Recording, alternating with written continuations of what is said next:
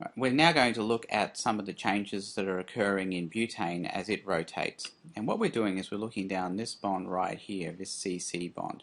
So what we're going to do is we're going to rotate this around a little bit, and then we're going to start rotating around that CC bond to see what kind of energy changes are occurring. Okay, so watch carefully as I do this. Alright, so we're moving the molecule around. See that? Moving it around. So now we've got this bond at the front, this carbon at the front, and we've got the carbon behind it, and we're going to rotate this front carbon around. Now at the moment we're in what we call the anti configuration. Now the reason I call it anti is because you've got these methyl groups at 180 degrees from each other. So the torsion angle there is 180 degrees between the methyl groups. This is the lowest energy conformation because the methyl groups are farthest apart. So there's our energy right here. Now I want you to keep in mind that energy is not zero. It's going to be something much higher than zero, but it's just drawn down here because it's going to get higher as we rotate this. So watch what happens as I rotate it. I'm rotating at 60 degrees. And what that's going to do is it's going to cause this methyl group and the hydrogen behind it to be eclipsed. And this hydrogen, which is in front, is now eclipsed with the methyl group behind it. And these two hydrogens are eclipsed as well. So that brings us to this energy, which I'm calling eclipsed 1.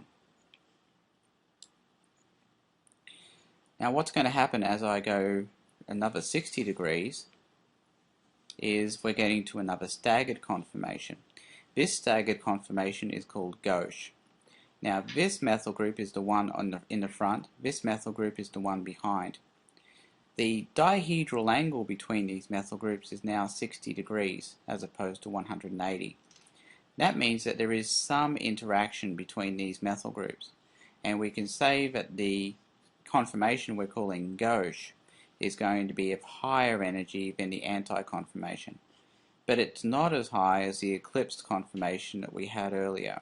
So staggered conformations are always lower energy than eclipsed conformations.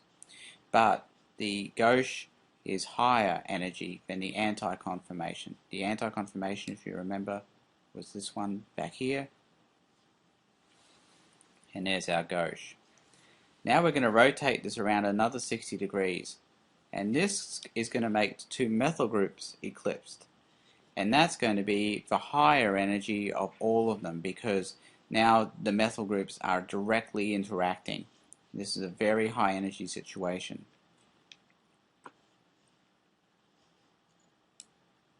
We'll move it around another 60 degrees and we're back to gauche again. It is the same energy as the one where the methyl group was over here. Move it around another 60 degrees and we're going to end up at the same eclipse conformation as we had earlier, except the methyl group's on this side. Move it back and now we've got the anti. So now you can see the general shape of butane, or the energy levels for butane as we go through this. We get eclipsed, then it goes back down to gauche, up to the other eclipsed, which I'm calling eclipsed 2, and down to gauche again, back to eclipsed 1, and then back to anti. You can see that the way that goes. And again, it's always the staggered ones that are low energy and the eclipsed ones that are going to be of high energy. We'll just show you this again with Newman conformations.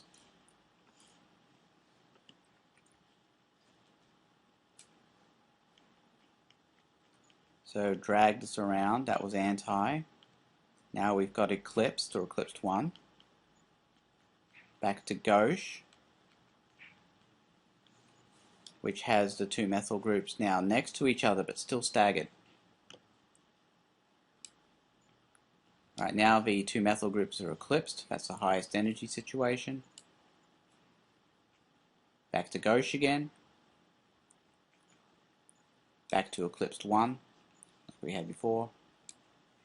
And then back to anti, the lowest energy conformation of all of them.